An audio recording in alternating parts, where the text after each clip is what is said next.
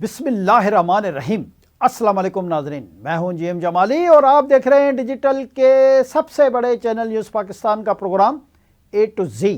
ناظرین، اقوام متحدہ میں پاکستان کے مستقل مندوب عاصم افتخار نے سلامتی کونسل کے مباحثے میں خطاب کرتے ہوئے کہا ہے کہ جبر یا استثناء سے جنم لینے والا کوئی بھی نیا معمول قابل قبول نہیں ہو سکتا۔ عالمی ادارے میں پاکستان کے مستقل مندوب عاصم افتخار نے کہا ہے کہ سلامتی کونسل مؤثر میکانزم وضع کرے اور اپنی قراردادوں کے نفاذ کی منظم نگرانی کرائے۔ اپنے خطاب میں انہوں نے مطالبہ کیا ہے کہ سلامتی کونسل بین الاقوامی عدالت انصاف کے ساتھ زیادہ منظم انداز میں رابطہ قائم کرے اور قانونی بریفنگز کو ادارہ جاتی شکل دی جائے۔ پاکستان کے مستقل مندوب کا مزید کہنا تھا کہ بین الاقوامی قانون کے احترام کو ایسی کڑی آزمائش کا سامنا ہے جو شاذ و نادر ہی دیکھنے میں آئی ہے۔ دوسری جانب عالمی بینک نے جنوبی ایشیا میں ترقی کے موضوع پر رپورٹ میں پاکستان میں ٹیکس نظام میں بہتری اور ٹیکس بیس بڑھانے پر زور دیا ہے اور ریونیو بڑھانے کے لیے آلودگی کی حوصلہ شکنی کی بھی تجویز دی ہے۔ عالمی بینک کے مطابق پاکستان دنیا کے سب سے زیادہ پانی کی قلت والے ممالک میں شامل ہے۔ ناقص آبپاشی نظام اور غیر مؤثر زرعی طریقوں سے پانی ضائع ہو رہا ہے۔ پنجاب میں جدید آبپاشی منصوبے سے 57% پانی کی بچت ہوئی، جبکہ جدید زرعی منصوبوں سے فصلوں کی پیداوار میں 14 سے 31% اضافہ ہوا ہے۔ اس حوالے سے کہا گیا ہے کہ جنوبی ایشیا میں زیر زمین پانی تیزی سے کم ہو رہا ہے۔ پاکستان میں بجلی اور گیس کی سبسڈی کو بے نظیر انکم سپورٹ پروگرام سے منسلک کیا جا رہا ہے۔ سبسڈی اصلاحات سے غلط تقسیم، مالی نقصان، سرکلر ڈیٹ میں کمی آئے گی۔ ایندھن پر دی جانے والی سبسڈی کو سماجی تحفظ کے پروگراموں پر خرچ کیا جا سکتا ہے۔ عالمی بینک کے مطابق سیلاب سے متاثرہ چھوٹے کاروباروں کے لیے کلائمیٹ رسک فیسلٹی فنڈ قائم کیا جا رہا ہے۔ پی آئی ایس بی کو ڈیجیٹل نظام کے ذریعے مزید مؤثر بنایا جائے گا۔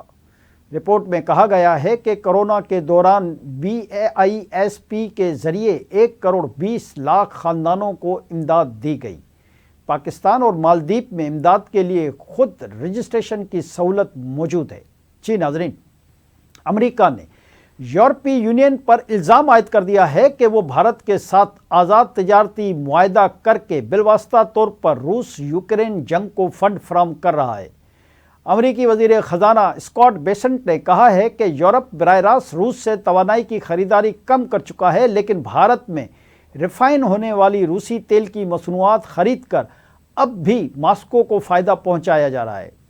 اسکاٹ بیسنٹ کے مطابق روسی خام تیل بھارت جاتا ہے، وہاں ریفائن ہوتا ہے اور پھر یورپی ممالک وہی مصنوعات خرید لیتے ہیں جس سے جنگ کے لیے پیسہ فراہم ہو رہا ہے۔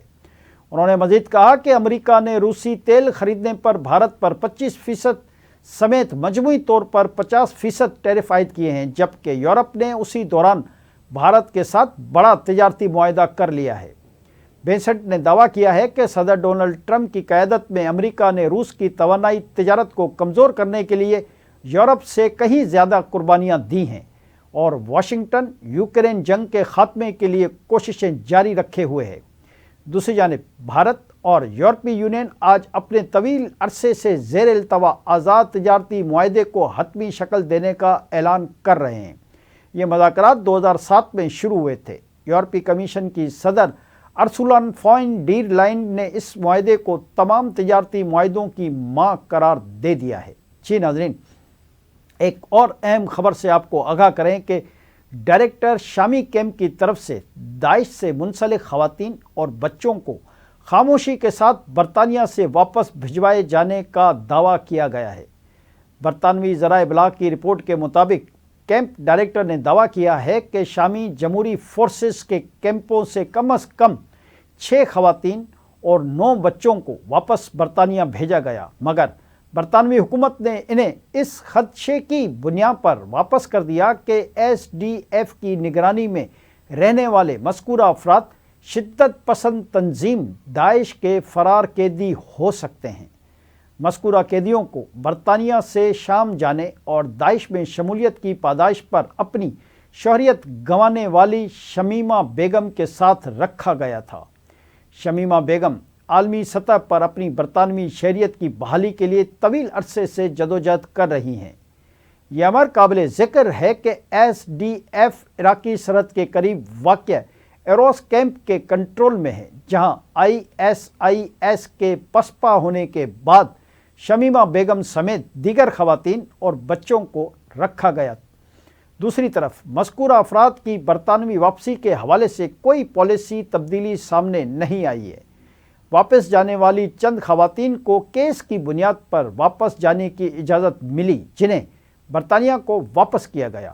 ان میں زیادہ تر وہ خواتین تھیں جو شام منتقلی کے وقت صرف بچے تھے۔ جی ناظرین، ایک اور اہم خبر سے بھی آپ کو آگاہ کرتے چلیں کہ امریکہ اور ایران کے درمیان جاری کشیدگی کے دوران متحدہ عرب امارات نے ایران پر کسی بھی حملے کے لیے اپنی سرزمین استعمال نہ کرنے دینے کے عزم کا اظہار کیا ہے۔ اس حوالے سے اماراتی وزارت خارجہ نے کہا کہ ایران کے خلاف کسی بھی فوجی جارحیت کے لیے اپنی سرزمین، فضائی یا سمندری حدود استعمال کرنے کی اجازت نہیں دیں گے۔ وزارت خارجہ کا مزید کہنا تھا کہ ایران کے خلاف کسی بھی فوجی جارحیت کے لیے کسی قسم کی لاجسٹک معاونت بھی فراہم نہیں کریں گے۔ متحدہ عرب امارات نے موجودہ بحرانوں کے حل کے لیے بات چیت پر زور دیا ہے تاکہ کشیدگی کم کی جا سکے۔ اماراتی وزارت خارجہ نے کہا ہے کہ بین الاقوامی قانون کی پاسداری اور ریاستی خود مختاری کے احترام پر یقین رکھتے ہیں اور تنازعات کے حل کے لیے سفارتی ذرائع کو ہی ترجیح دیتے ہیں۔ آج کے لیے اتنا ہی۔ اگلے پروگرام تک کے لیے اپنے میزبان جیم جمالی کو اجازت دیجیے۔ اللہ حافظ۔